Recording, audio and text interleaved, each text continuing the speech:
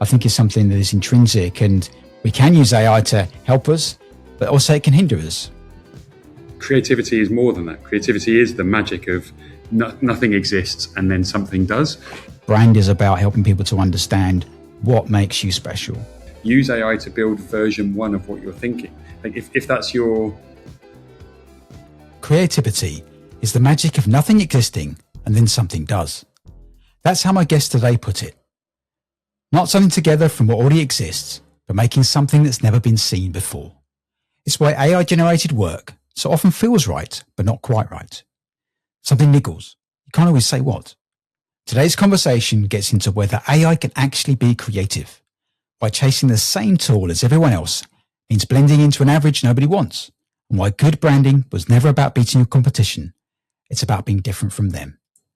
If you ever wondered whether you're outsourcing your thinking, not just your workload, stick around. If you enjoy the conversation, then please subscribe. We're on YouTube and all the major podcast platforms. Let's uncover what is better with humans. In this episode, I'm joined by Adam Jennings. Adam and I worked together previously around 10 years ago. Adam then went on to set up Contour, a studio that builds brands and the systems underneath them for founder-led businesses on the way up. He partners with founders directly, sometimes for years, working with businesses that have outgrown their brand and working with them to launch the one that finally fits. And loves sports, the outdoors, and chatting about brand growth. So Adam, great to have you here today. Thank you very much for having me. It's really lovely to join you. It's nice to catch up after, I didn't realize it was 10 years, but it's been a while. It's been really lovely to sort of catch up again. Yeah, definitely. And actually, when I was reading the bio back, I was like, oh yeah, bikes, right? You say sports, but I remember bikes was always like a... Bikes is still a big deal. I'm still out on bikes all the time. I'm doing triathlons and competing in mountain bike races. Nothing has changed. To be fair, nothing has changed from me being about 8 years old. I still colour in for a living and I ride bikes. I'm still the same kid. It's good. I love it. Well, that's really, really great to hear. And interesting you talk about colouring in. I think as we think about AI in terms of, this is part of the worry people have, isn't it? Will I still get to colour in? I remember, this is just come to mind now, I think it must have been at college, or maybe I'd gone to an open day or something. This was back when the computers weren't great. But I remember there was this, I was never really that great at drawing or art personally. And I remember the first time that I saw a graphic program where I could draw a square or a circle and I could put colours in it. And for me, that actually was like, great, I can do something that I couldn't actually do before. I mean, since then I have done a little bit of, this book, How to Draw in 30 Days. This was over a year ago and I'm a bit better than I was, but you got to put the time in. But when it comes to that, what are you seeing in terms of your use of AI in creativity? I'm gonna maybe open with a contentious statement. I don't know if AI is intrinsically creative, but I think that AI as a tool, as part of a tool stack to allow you to be creative, is not going anywhere. And I think that's what the future is. And I think it depends on where you sit in the conversation. But for me and the work that I do, AI is very much a piece that allows me to either pull ideas or gather thinking into something that allows me to move decisions forward. But as soon as I try and trade it as a creative output tool, it's still not there. And that's not me saying it won't be, but I think that we've got to remember, and all the fear-mongering and excitement around AI, it's only as good as what you're putting into it. It's going to give you great answers if you give great prompts. It's going to get things wrong because it's proven that it can do that. But creativity is intrinsically human. The fact that you are creating something out of nothing, whereas AI is creating something out of data that it has gathered and pulled into a place from something that already exists. And at its core, creativity is going, I'm going to put this paint on this paper and make something that no one's ever seen before. And I'm not anti-AI, but I know that it can't create without learning. It can't create without having something to build from. And creativity is more than that. Creativity is the magic of nothing exists and then something does, rather than going, I'm going to pull these things and copy it.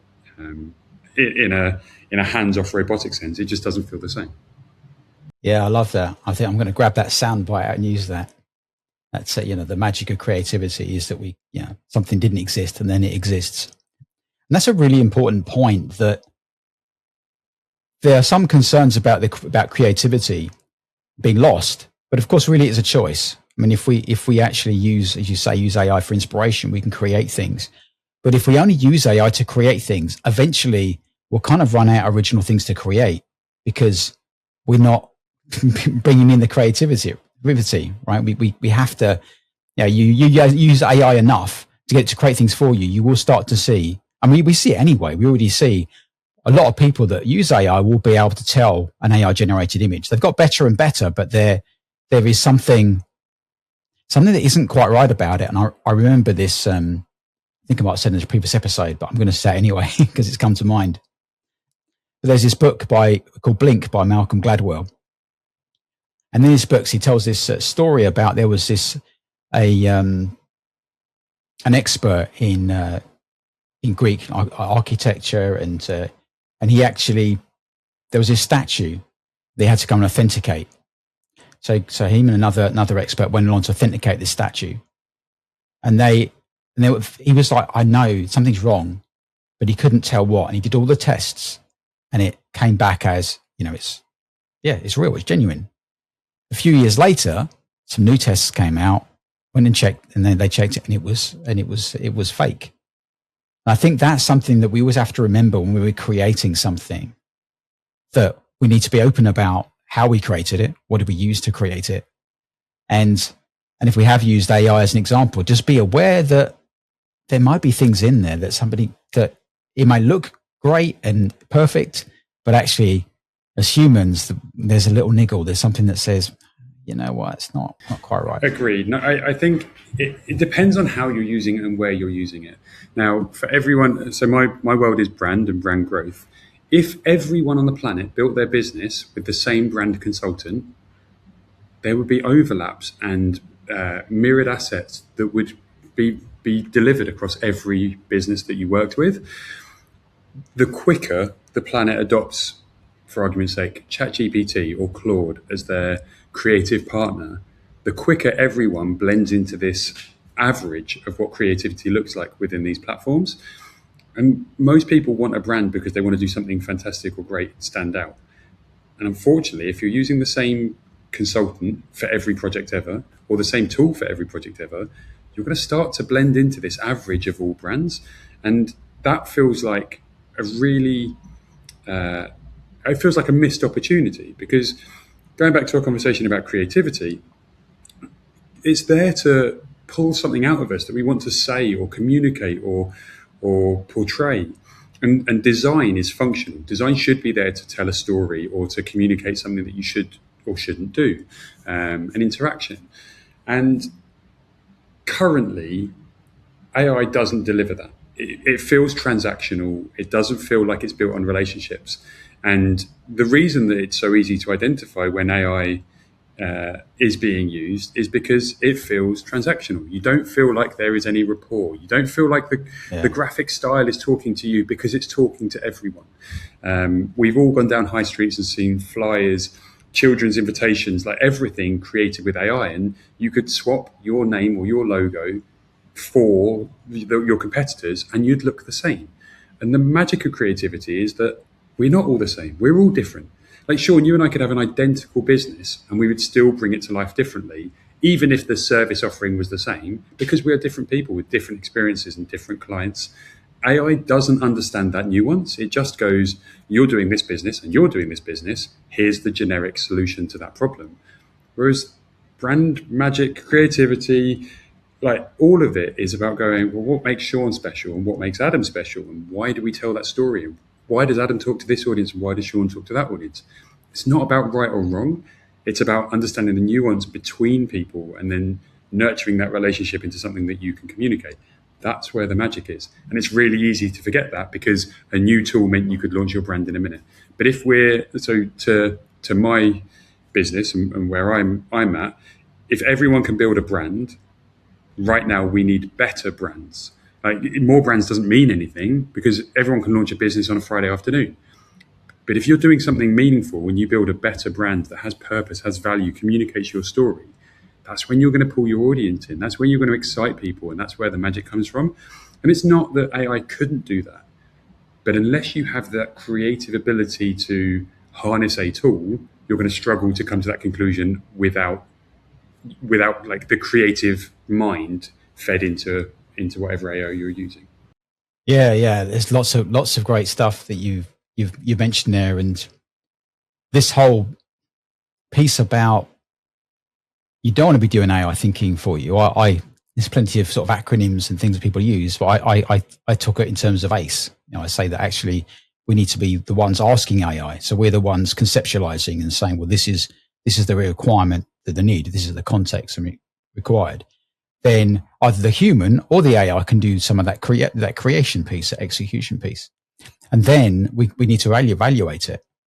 And that evaluation is where we go, it's not quite right. Maybe we need to revise that, or maybe we take it out of AI and we say, okay, that's enough for me now to work on the next step. And I really love, and it's really it's almost like counter kind of business culture in terms of what you said about actually, if you work with the same person, you keep working with it, you don't actually get those other things fed in. I think that's a really interesting thing. And I'm like, wow, what a thing to say, right? In terms of like going, but it's true. And yet we're in business, there's this thing, well, yeah, you want to retain people. We want to retain people. You want to get ongoing business, but also you want to see the best result. And with what you're suggesting, that's when you're going to get the best results, saying, well, this person has got me so far, and maybe I just need a different thing about how do I, as you said, that thing of how do I make it special? How do I help other people to see what makes me special, what makes my business special? And I love that idea that actually brand is about helping people to understand what makes you special, what is different about you, and not just special, but again, it's that principle of often again, people will go, oh, right, I want to my brand be amazing. Everybody's going to want to work with me. You go, well, you want your brand to speak to your target. You want your brand to say, this is why I'm special for you. And when somebody's watching your videos or looking at your website and going, wow, it feels like this company this is the Nirvana, right? Isn't it? It's just like this company was made for me. These guys are speaking my language. And yet so often and this is the danger, I think, with whether it's AI or other technologies, this danger of it almost makes it easier for us to avoid that narrowing down, that kind of niching into a space of saying, I need to determine what makes me special, and I need to determine who is going to want what has the need that my special fit provides. The phrase I always return to in this topic is good branding is not there to beat your competition. It's there to differentiate you from them. It's the fact that you are the right solution for this audience who you are focused on. It's not about going, well, like, again, if I said you and me both run creative studios, it wouldn't be about going, oh, well, I'm better than Sean. It would be a case of, this is why I'm different. Sean's great and does his thing. Adam's great and does this thing. This is why you should work with me. It's not about trying to one-up someone. It's about trying to go, well, I'm going to tell my story. It will speak to a different audience than yours would. And it's not right or wrong. It's not black and white. There's all this wonderful space in the middle for overlap. But we're in a space where everyone can launch a business or a product or a brand. Anyone can create this idea of a side hustle or the retirement business or a product service-led business that they want to run at the weekends, whatever it might be. And it's because it's so easy to do, it's so important to get it right. And if you're going to jump into the same pool of resources, i.e. an AI system, you're going to get a really similar output to everyone else. And ultimately, no one launches a business to be average. They launch it to be unique and interesting and credible. And to the point of AI, and something I've spoken about quite a lot, it sounds like I'm really anti-AI with this statement, but it gets stuff wrong. So are you willing to put all of your eggs in the basket of AI saying you should look like this, you should make this choice, you should do that? And the the like humanity concern that I have with AI is that creativity is a muscle. There are people that are exceptional at drawing.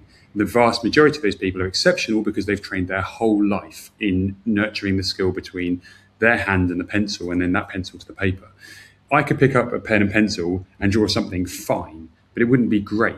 But I would argue that I probably practice that skill a bit more than the general majority.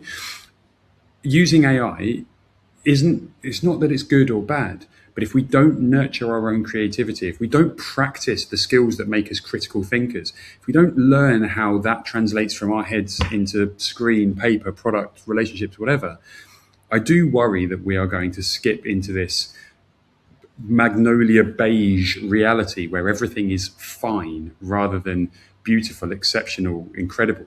And the joy of this, I've always been into design more than art, but art captures it perfectly. It's there to be formed and created and honed over time. And I think that the introduction of AI into creative industries is pushing us all to enjoy that magic, the finesse, the care that goes into real creativity.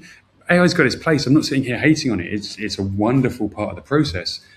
But there is this new magic space where people are really excited by relationships and humans, and AI as a tool serves a purpose, but I'm still lost on it being the solution to a creative output.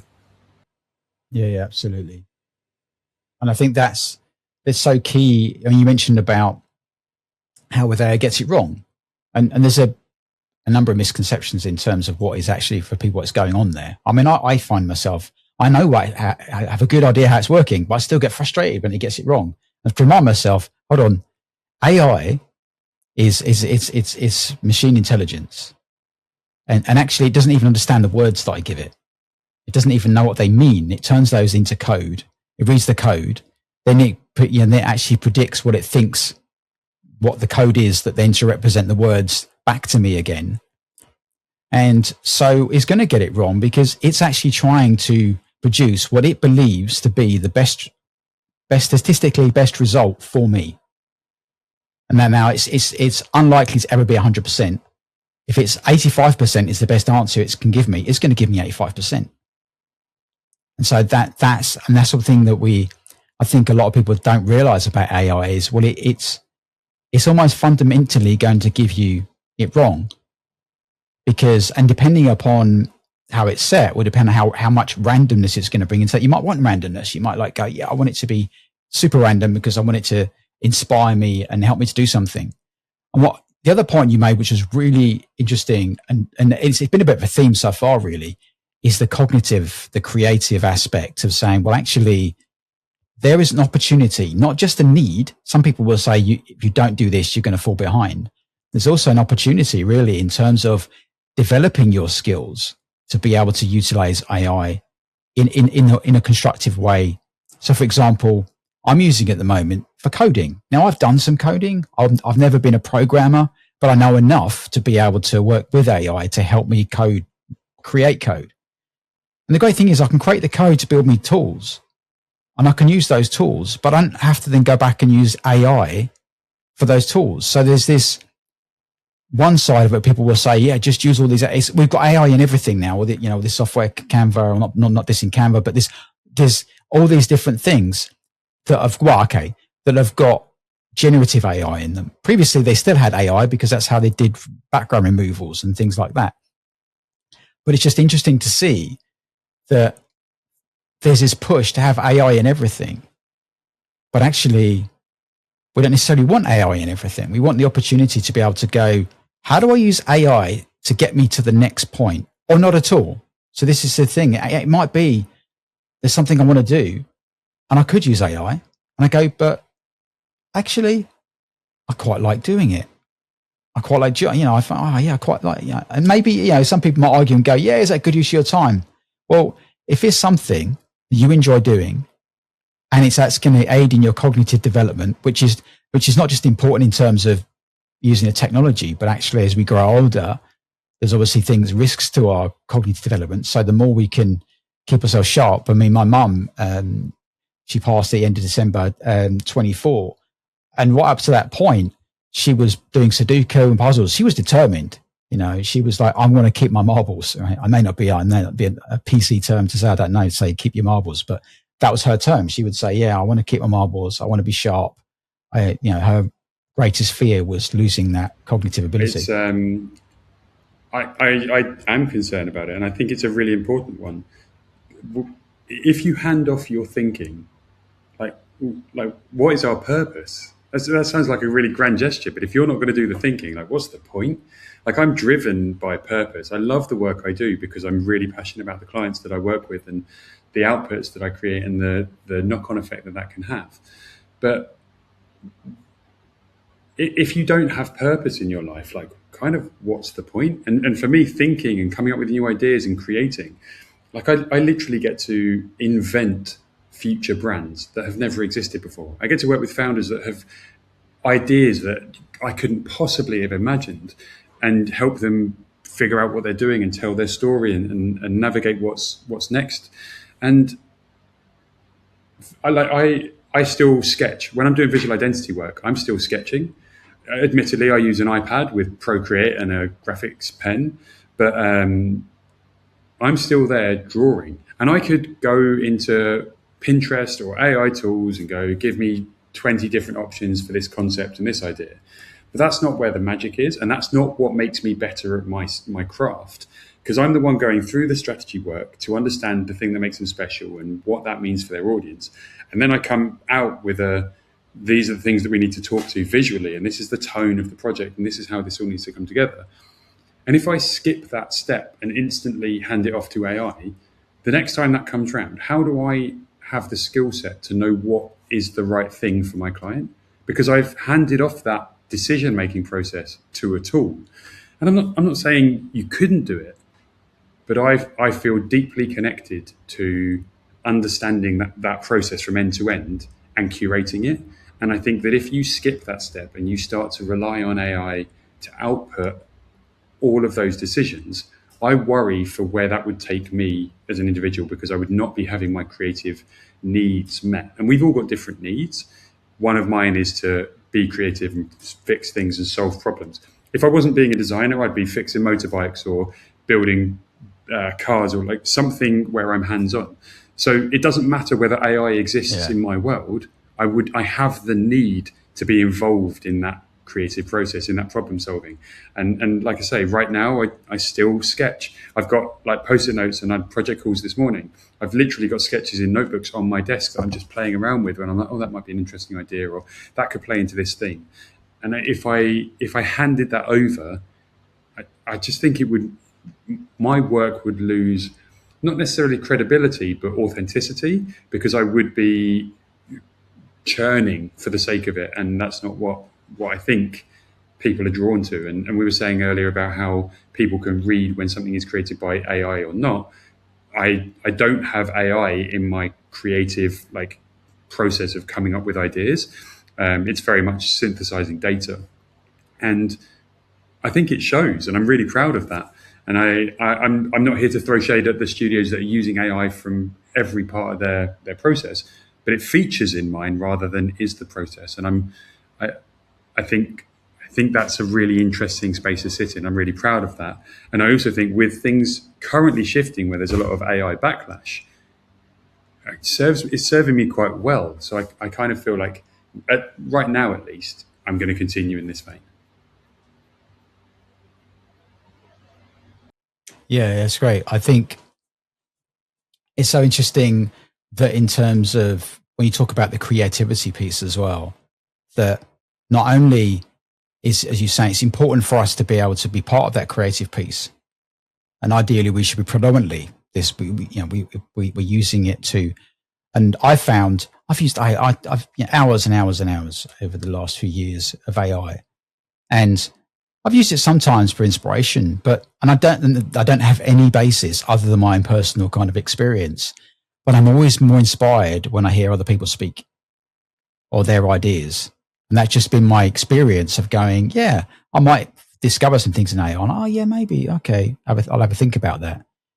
But just on Friday, I was in a training event and somebody was talking. I was like, oh, I was right. That's all right. It's really interesting. Oh, I need to look at that. Yeah. Okay.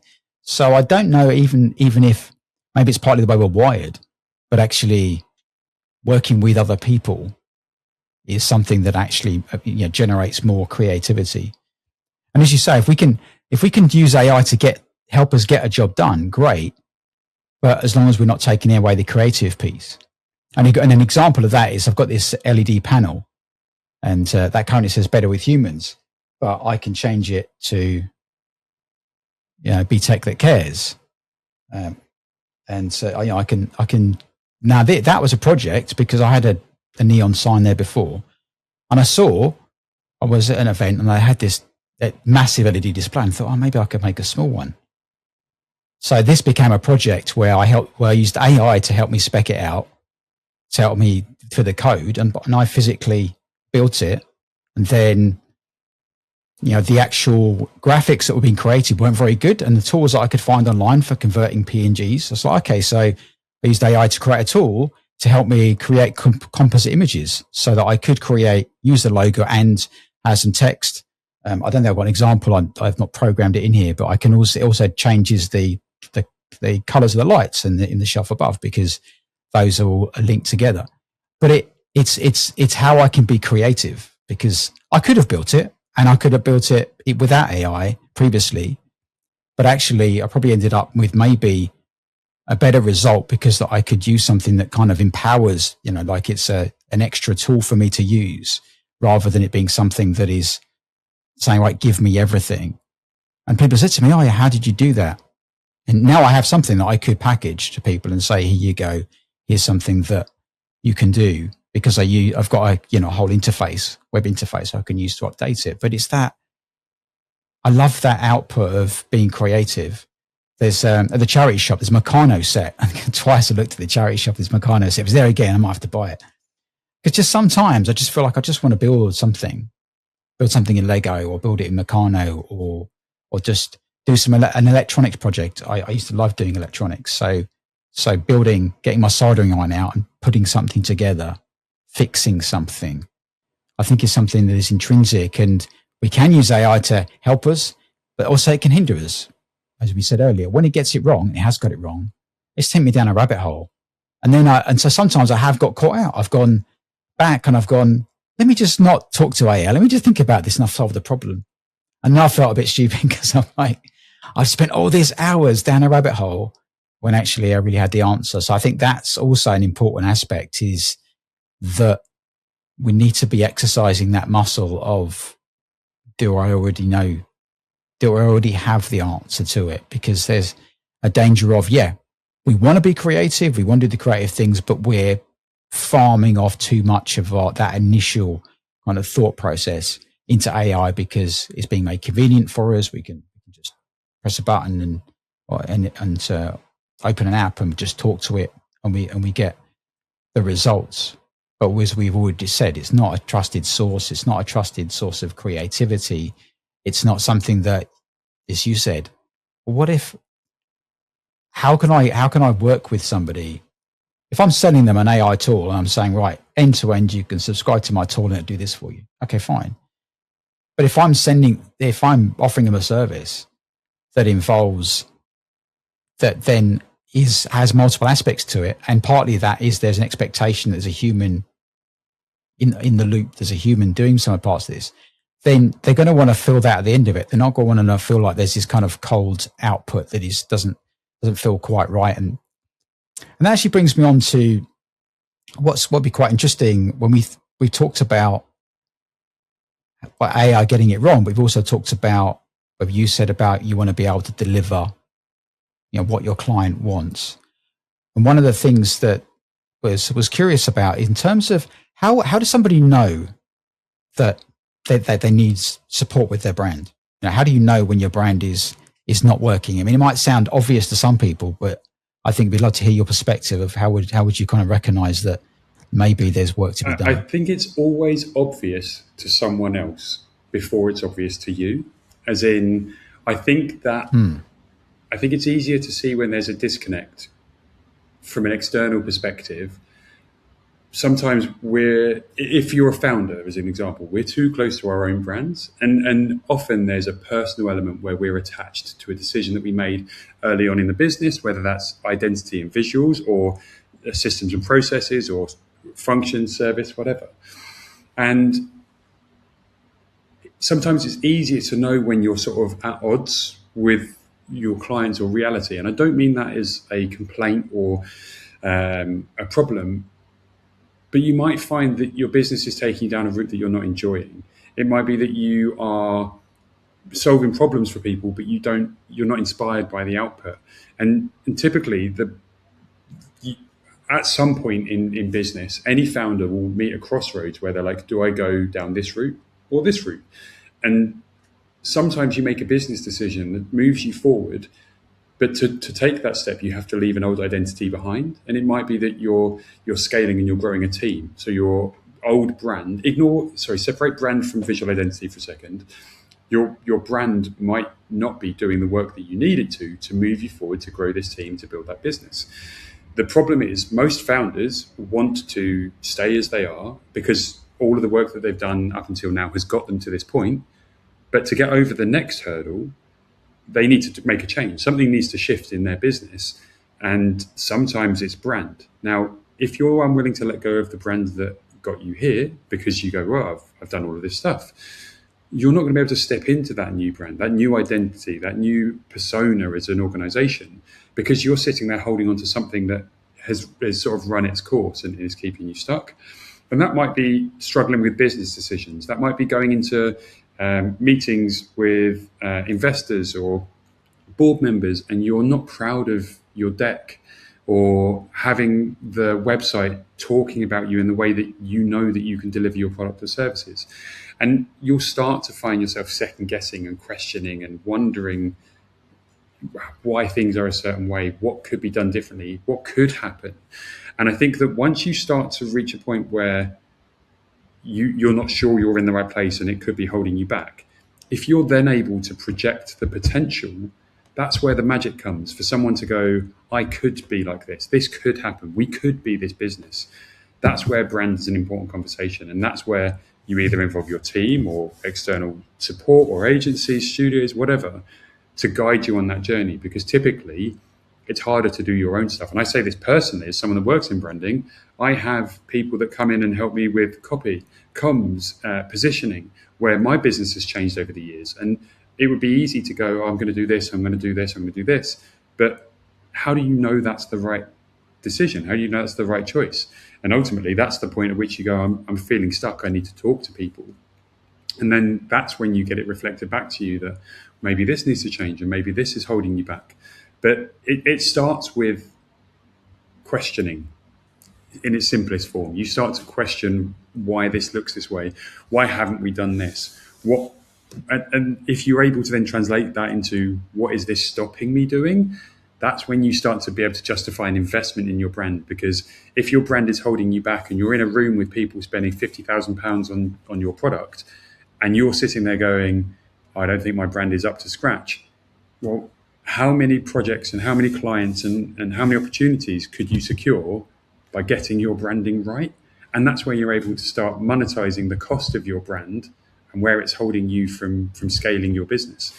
And it's not always, you don't always need a rebrand, you don't always need a new identity, but checking in and making sure that you're where you're supposed to be is such a powerful tool to be able to step forward confidently. And ultimately, brand confidence is the most important and valuable thing that you can bring to a meeting. You show up knowing who you are, what you're about, what you're selling, why your audience need it. And if you're able to show up to a conversation with your audience and answer their problems and their needs, articulating them better than even they can, that's when you know your brand's in a strong place. And if you're not able to do that, that's when you start to go, I don't want to go to networking events, I don't want to go into this investor meeting, because you start second guessing and you start doubting who you are as a business. And that's where branding is so important. Yeah, thank you for sharing that. I think that's really helpful to have that insight. And it's interesting, earlier at the start, you were like, let's separate for that, what you meant, the branding from the visual identity. And that seems like that's a common trap that people can fall into. And I think it's a common trap if you're using AI for branding, because AI is basically reliant upon the data it's trained on. It's going to have more data around visual identity than it is going to be around actually importance of brand identity.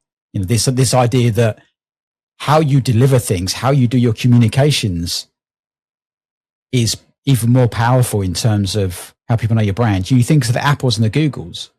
You don't really think about, yes, okay, Apple's got an Apple, but when you think about actually, you think more about how they do things rather than their visual identity. But so often, particularly small businesses, it becomes about this thing about how does it look, which may not necessarily match how we deliver. And I think that's a challenge if we, like you said, if you're not having a conversation with people and saying, okay, what do you think I do? Or, you know, when I say this to you, what does that mean to you with what you've seen on my social media? What is it? What am I all about? What is this company all about? If those things don't match up, and I think often that is the case, and this is the challenge of, it's classic, isn't it? I mean, a small business, I've got an idea, right? Like you said earlier, I've got an idea. This is great. I can do this. I can use AI, get myself a logo. Oh, I can get, yeah, great. I've got this nice logo. It kind of fits to, it's a bit like this idea of going around somebody's house, and had this with my first wife where we went and looked around a house for a build that's as a recommendation for a builder that we were going to use. And we were like, yeah, it looks great. And then somebody else says, how do you know? No, what do you mean? He goes, well, you're seeing the finished thing. You have no idea what's behind those walls or what's holding them up or anything else and that sort of thing. So there is that danger that we can walk into a space, use a tool. Again, you know, it's not about saying AI cannot do these things, but if we don't give it sufficient context, if we don't come at it actually with a view of what our brand identity is outside of our visual identity, yeah, it could create something that's coherent in terms of visually, but but then what do? You go out and then people go, yeah, okay, great. Oh, it's not working for me. And go, all the things that you said, where you're finding it's actually things are not quite right. You're second guessing because actually with what you're speaking about isn't actually lined up with the visual identity. I also think it depends on where you're at in your journey as a business, organization, or individual. If you're starting out and you're doing something at home for yourself in the evenings and you're seeing if there's a side business that's got some legs, like go onto Fiverr and get a cheap logo, like go in and get a web template, go and use AI to build version 1 of what you're thinking. Like if that's your first step into going, I want to try out what this business could look like, it's a perfect tool. But it has a ceiling. It's about knowing where that's going to take you and then going, right, this is working. I've quit my job. We're doing really well. I'm hiring an assistant, or we've got team members that are doing X, Y, and Z. I now need something that feels more honest and accurately me. And I'm not going to get that without giving some of what we're trying to build into coming up with all of these ideas, giving a part of our DNA to a studio creative freelancer that can articulate us, ready to share it with the outside world. So it's not that AI isn't that isn't a useful part of that process, but I think it's knowing where to use it in the place that you are as a business at the time. Because I want to be really clear, like I'm not here hating on it, but there are some ethical concerns, there are some moral concerns, and there are some creative concerns. And it's about staying within the realms of, as a human, I want to be using it appropriately and in the right places to do good work. I don't want to be reliant on it. And I also don't want to take over the world with data centers absolutely ruining landscapes because, well, we have to have the latest tool. And to your point earlier, we're being told we need this. It's like, did anyone ask for it? Was anyone struggling to be productive and creative? Yes, we're speeding things up, but to what end? And without trying to grow the conversation into a bigger and more worrying subject, it serves the stakeholders and the investors in AI to tell us that we need it. And it opens a bigger question of, do we need this? Is this useful? Is this harmful? And as a tool, I still think it has a brilliant functional capacity that we can all utilize and learn from. But as a replacement for speaking to our audience, asking for advice, learning and growing, I just don't think it's there. And the best thing you can do for your business is speak to your audience. Don't assume, don't hypothesize, have a conversation, have a survey, meet them in person, because AI is speculating. And to talk to Rory Sutherland's point that he made recently at South by Southwest, everything that feeds the large language model tools is data. And data comes from things that have already happened. Brand growth happens in the space where things haven't happened yet. And if we're going to create something magical and different and unique, it doesn't come from looking behind us. That can be an influence, but it shouldn't be the output. And I believe very strongly that we are the most creative part of that process. And like you creating the sign behind you, brilliant. But what that did is it unlocked the creativity in you to go and do it. It just facilitated it because it's a tool. But the creativity was there in you to do it. And that's no different from going, well, the crayons that I gave my son when he was 1 allowed him to do his first crazy artwork on a piece of paper. Like it's a different location in time, but it's a tool to create something. And that's the magic of it. And I think if you are able to harness that and enjoy it as part of that creative process, great. But that's where I think the magic in it is. It shouldn't be a replacement. It shouldn't be an unload for us to lean into, to outsource our thinking. But it's not going to go anywhere. There's too much money in it. There's too much opportunity there for it to disappear. And rather than acting scared of it or spending £50,000 a week in tokens, see where it fits in your process and use it appropriately. And that's what AI is. It's there for your process to feed into what you're doing and add something in a creative way for your life and your business. Yeah, absolutely. And I think this element of, I love that what you said there about thinking forward, that your brand is a future thing. And I think that's a really important way that we look at AI to say, well, we are looking at historical data, whether it's creation or whether it's innovation. That at the moment, there is, AI will hit a ceiling in terms of like the data centers. They are not going to be sustainable unless there's innovation that makes them sustainable. So there's this kind of crazy situation where AI is needed to support that innovation, but it is something that doesn't exist. So AI can't give the answer because it's like, how is it going to know? Because it can't know because it doesn't exist. So people are going to have to come together and utilize the tools they have to innovate, to find some way if they want to be able to continue the growth of AI, because otherwise it will hit a ceiling. As you say, we don't know. And this is the anyone that is absolute about what's going to happen with AI is they could be right, but I would say it's unlikely because nobody really understands. Nobody knows how far it's going to go.